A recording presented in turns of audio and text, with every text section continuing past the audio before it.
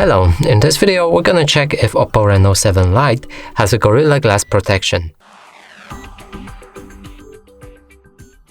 So in order to do this, I visited our website, which is called HardReset.Info, and you can find a lot of information about any smartphone there, and information is reliable because we get it from the manufacturer.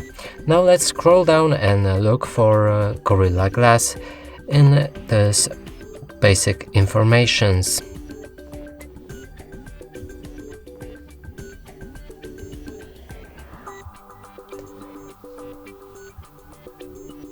So there is nothing about Gorilla Glass here in the display section. We can also try finding it on the page, but it seems this phone doesn't have one.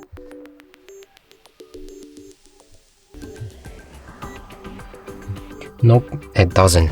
And that's it for this video. Hope you like it. Please consider subscribing to our channel, leave a like and a comment below.